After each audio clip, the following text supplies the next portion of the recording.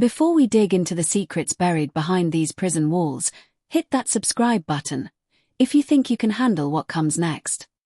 The night the violence erupted inside Redwater State Penitentiary, the sky outside glowed an eerie blue from the police lights bouncing off the razor wire. The alarms had already been blaring for 6 straight minutes, long enough for every guard to know this wasn't a scuffle or a fistfight. Something far more calculated was unfolding. Lieutenant Mason Hale sprinted across the yard, boots slamming the concrete as he shouted for the lockdown gates to be sealed. "Nobody moves," he yelled. But he already knew the command was too late. The cameras showed the same thing every inmate had heard in whispers for months: a brutal conflict involving members of the 3 most dangerous prison gangs in the country. Groups so feared that even speaking their names out loud often earned looks over the shoulder. The Wolf Pack, the Phantom Circle, and the Iron Vipers. Individually, they dominated different corners of America's prison system.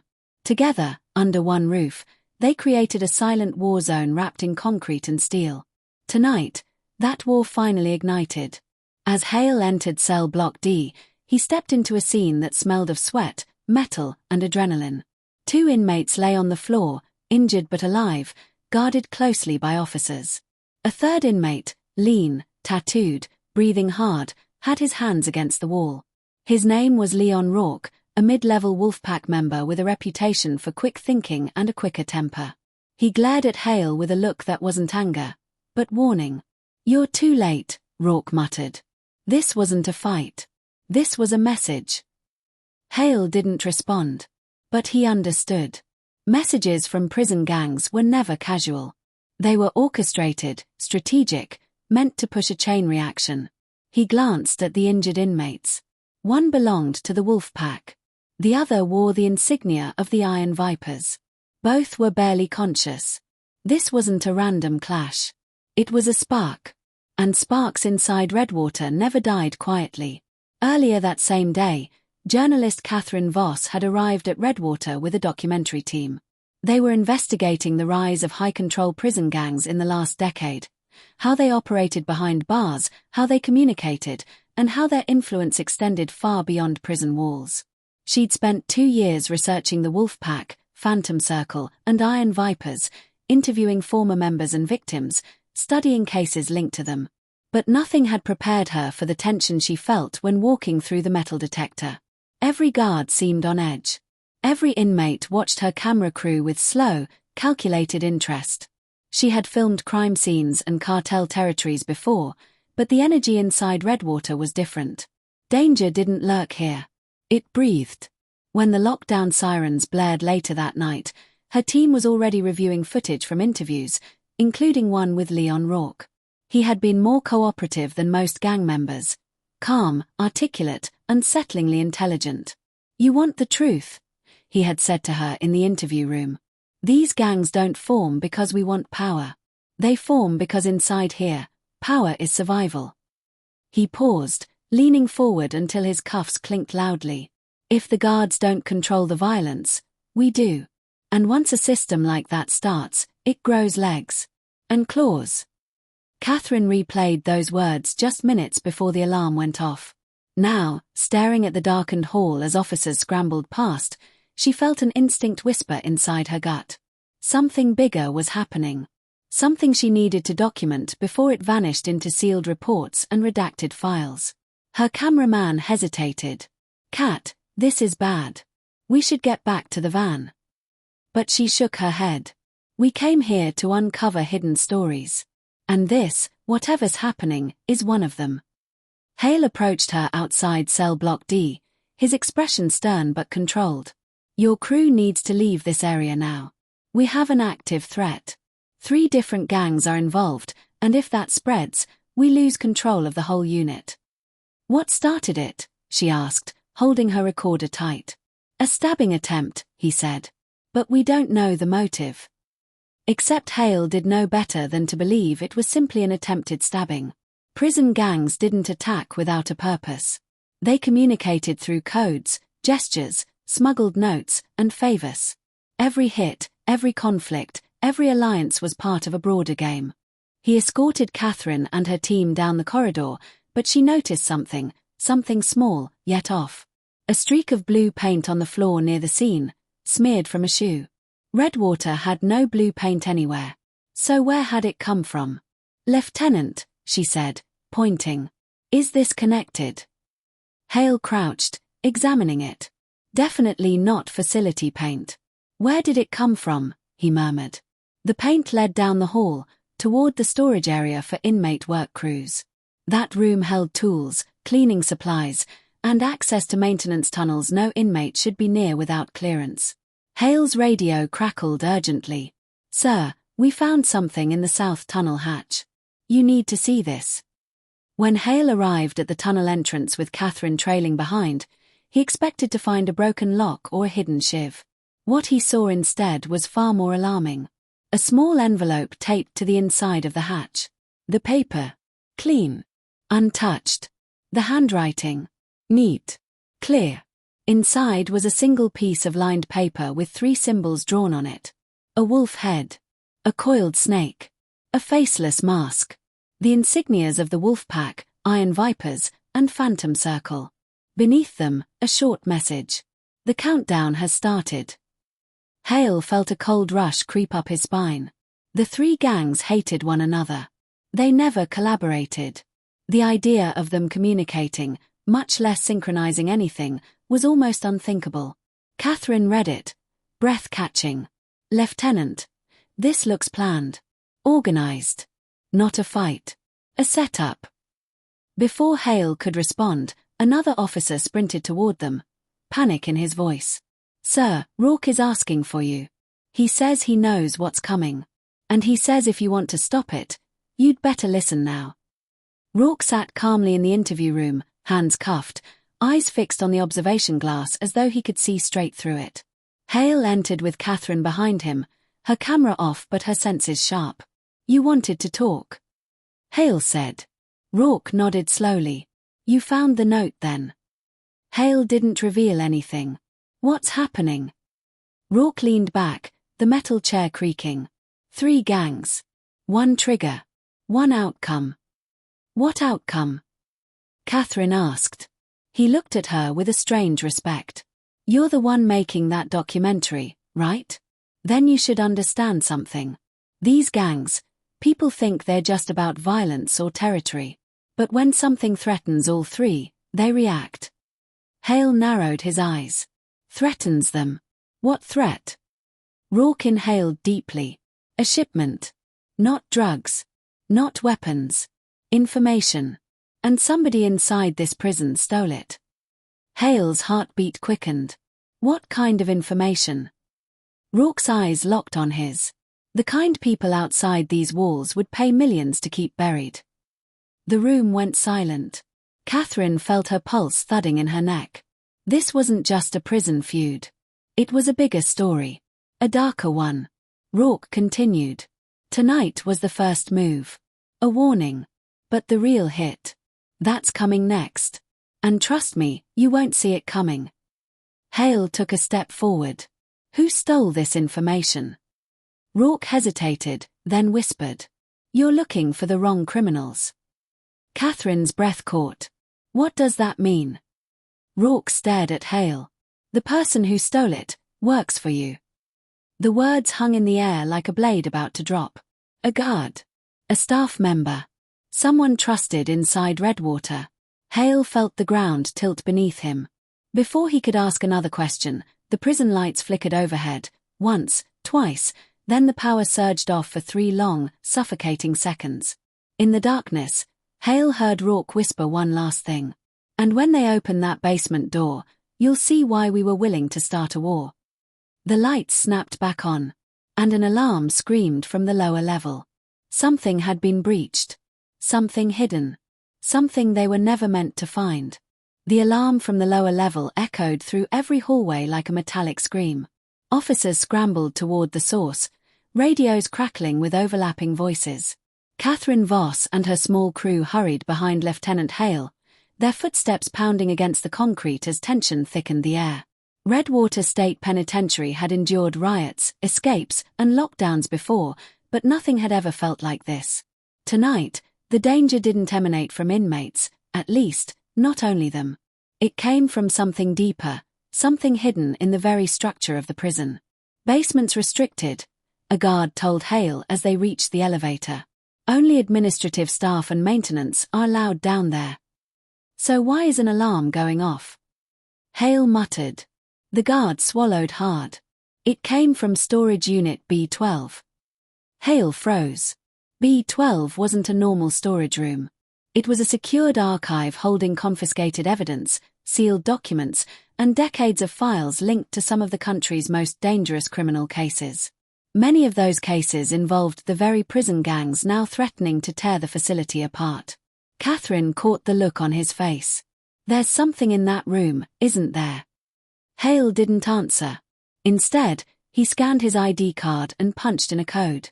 The elevator doors slid open with a hollow ding, and the group stepped inside.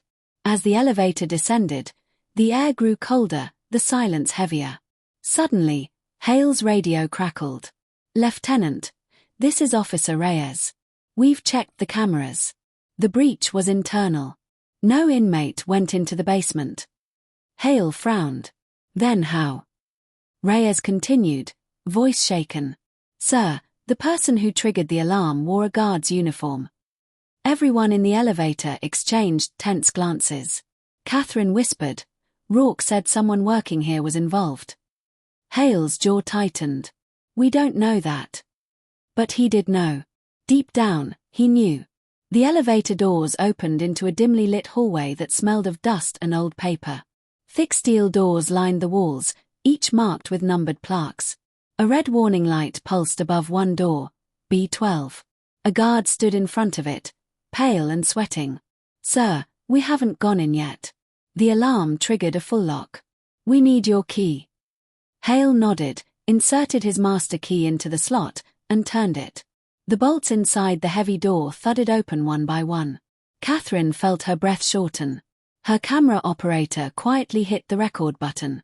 When the door swung open, the group stepped inside cautiously. The room looked untouched, shelves full of labeled boxes, evidence bags sealed and organized, and rows of metal filing cabinets that hadn't been opened in years. But something was wrong. A single cabinet drawer sat open. And inside, its contents were missing. Hale moved toward it, recognizing the label even before he bent down. Operation Black Hollow, classified.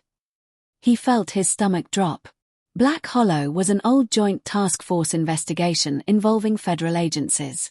It had centered around a multi-state crime network rumored to involve members of the Wolfpack, Iron Vipers, and Phantom Circle. But the case stalled a decade earlier when critical files mysteriously disappeared.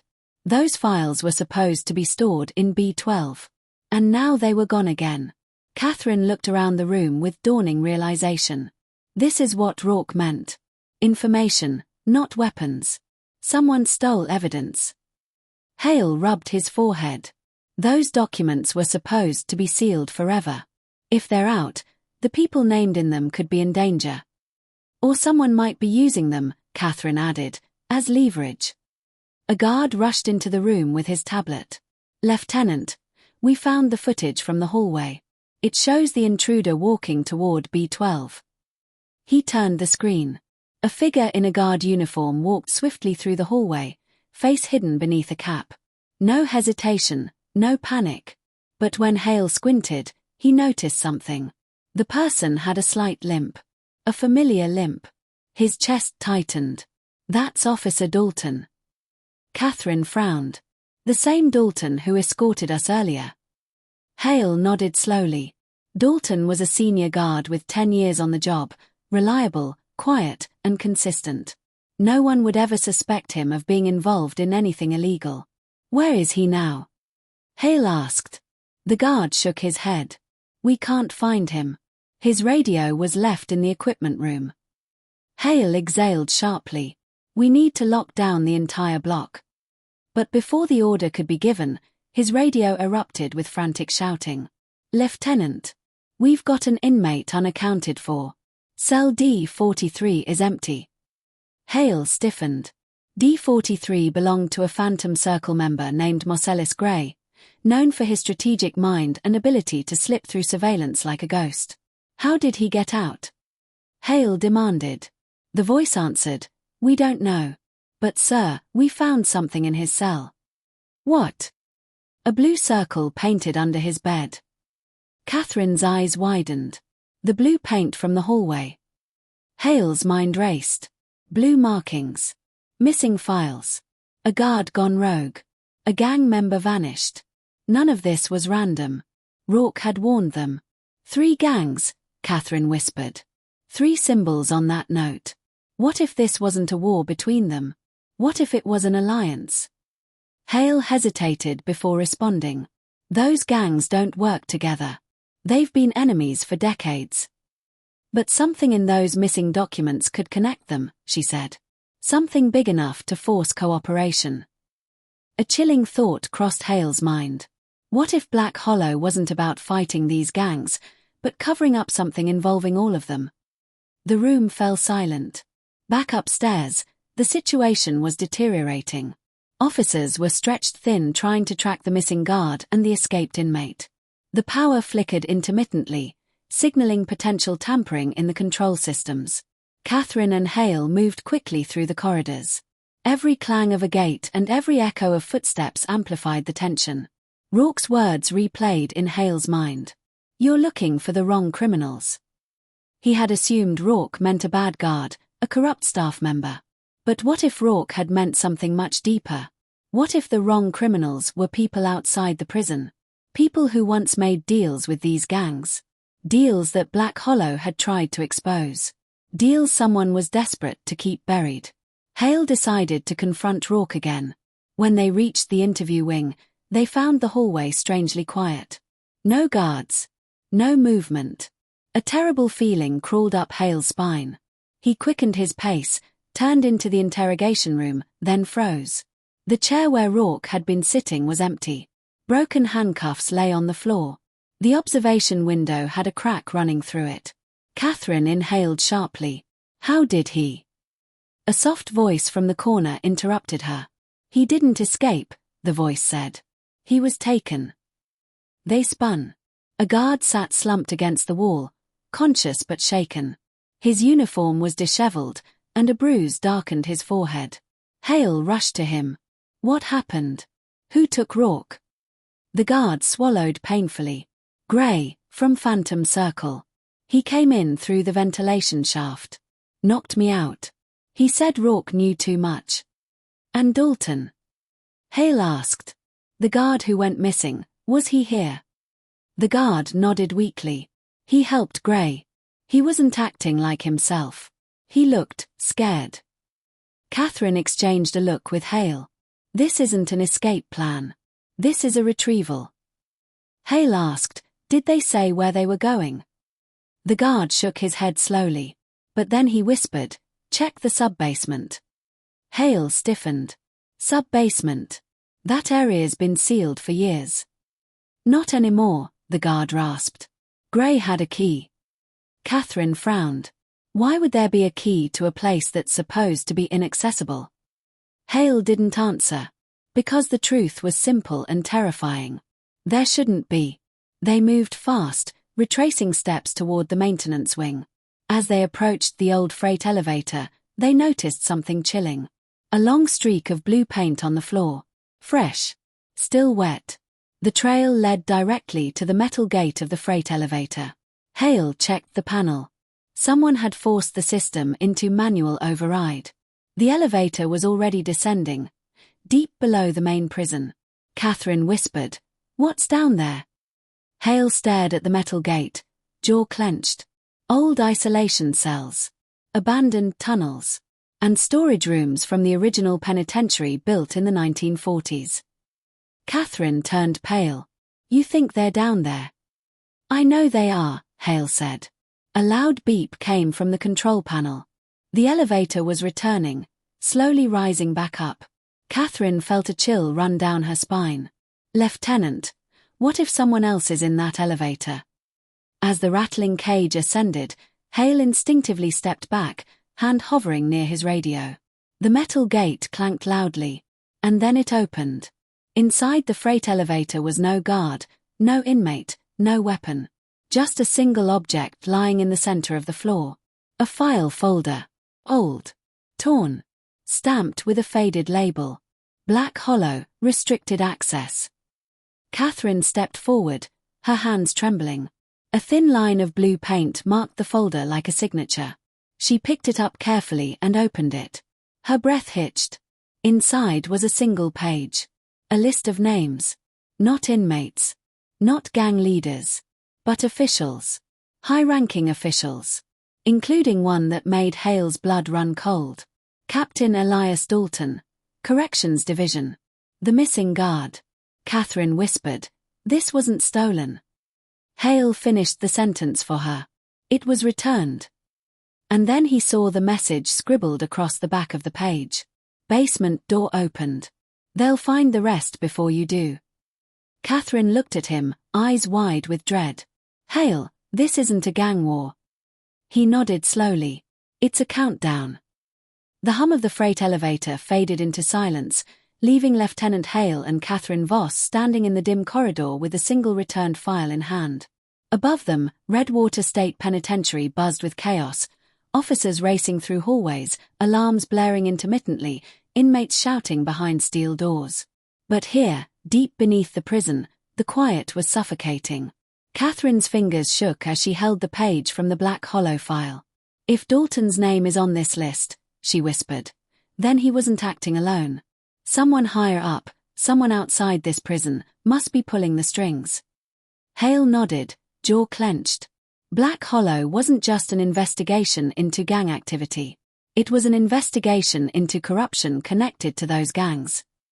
And now, Catherine said, that corruption is resurfacing. They stared at the freight elevator, its metal door still trembling slightly, as if whatever had placed the folder there moments ago had barely slipped away. Hale hit the manual button. The freight elevator descended again, slow, groaning, deeper than before. Down into the old foundations of Redwater. Down into the sub-basement no guard had entered in decades. Catherine steadied her camera. If the gangs and Dalton came down here, there's a reason. Something in those old rooms must still hold more information. Hale checked his flashlight. Whatever it is, it's what they started a war for. When the elevator stopped, the doors rattled open. A cold, stale draft rushed out. Beyond it, a hallway of cracked concrete stretched into darkness. Dust floated in the thin beam of Hale's flashlight. Old pipes lined the ceiling, dripping slowly into pools on the floor. The air smelled of wet stone, rust, and something older, something forgotten. Catherine whispered, "It feels like walking into a time capsule." Hale stepped into the hallway.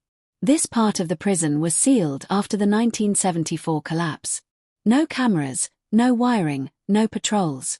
If someone wanted to hide something, this is where they'd do it. They followed the faint streaks of blue paint, footprints this time, leading deeper into the sub-basement. After several minutes, they reached a heavy steel door with peeling paint and an old placard barely legible beneath rust. Archive Room C. Authorized personnel only.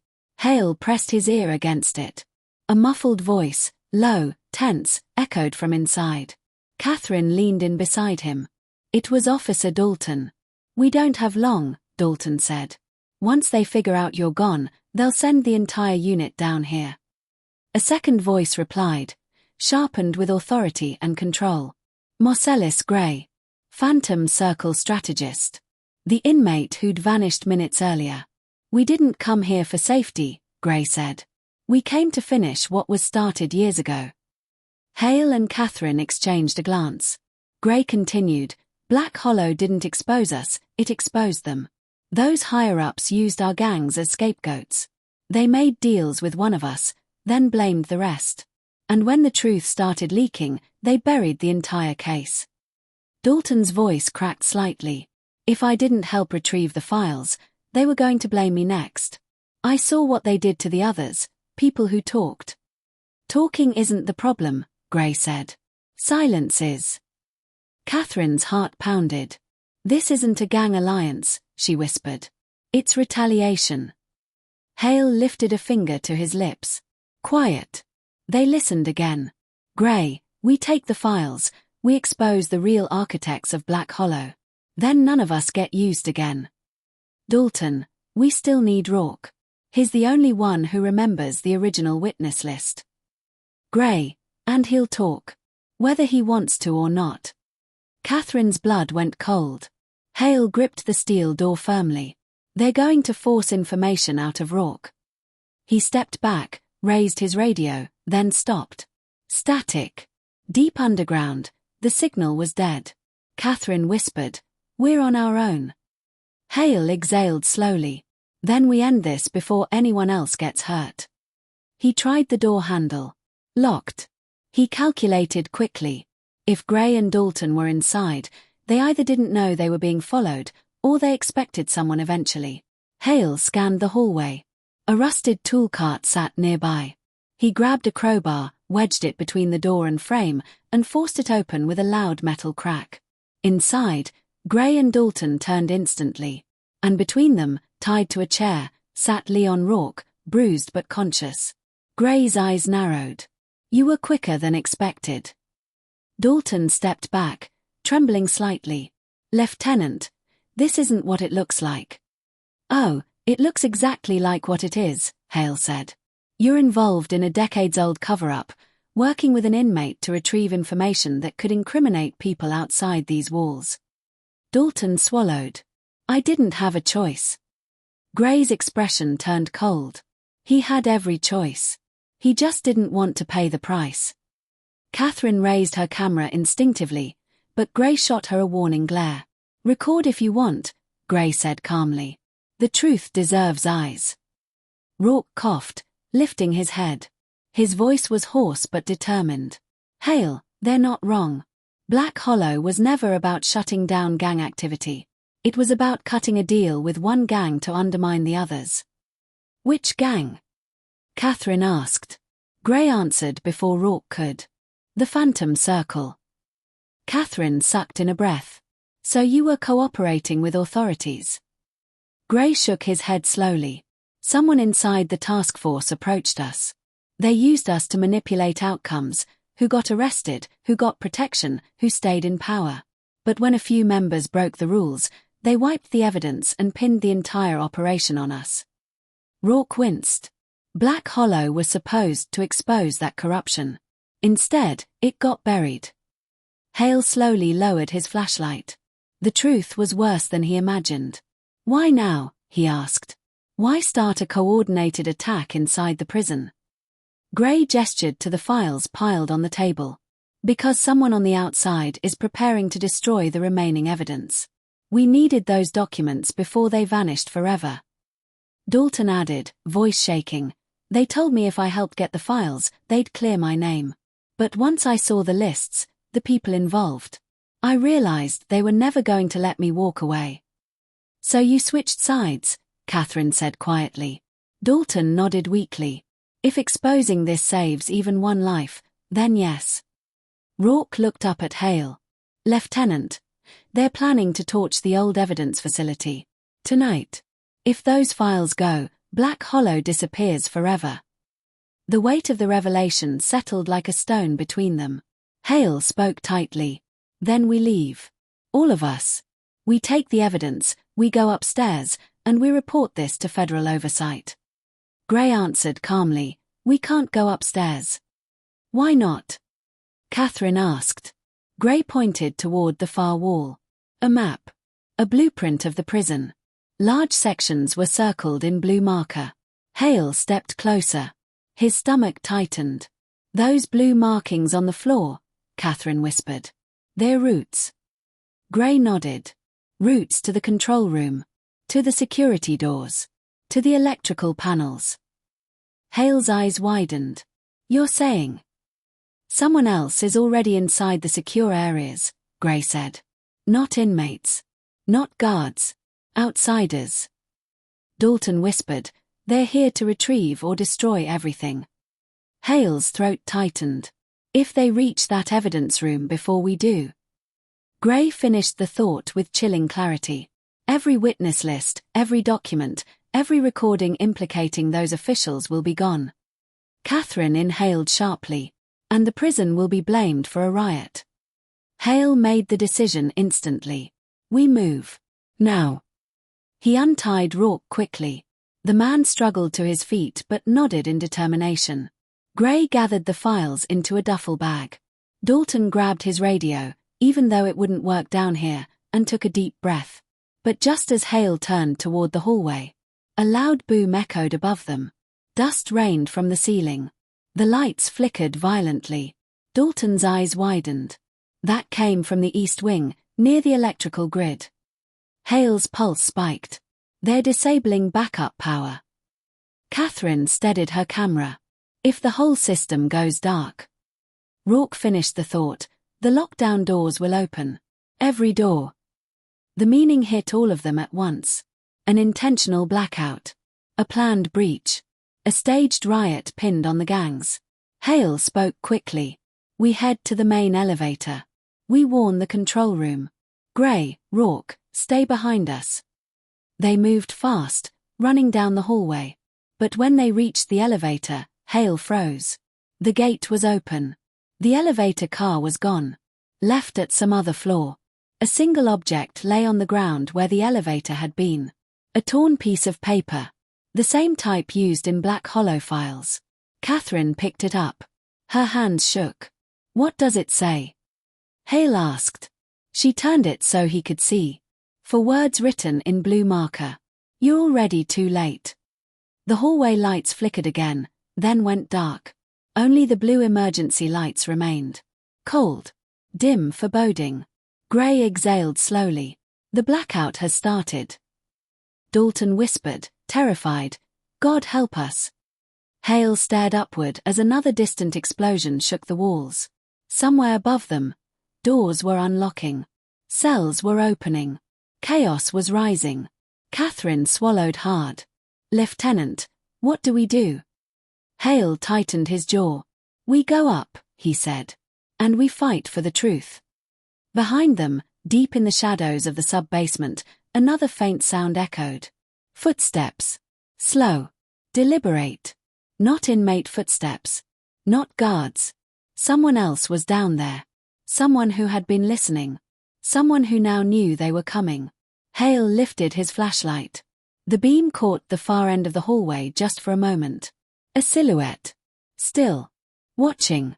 Then. Gone. Catherine's breath trembled. Who was that? Hale didn't answer. Because he didn't know. But one thing was certain. This wasn't just a prison's darkest night. It was the beginning of a story much bigger than Redwater. A story someone wanted erased. A story that wasn't anywhere near finished. And as they stepped into the darkness, the cold blue emergency lights flickering above them, one final thought lingered in Catherine's mind.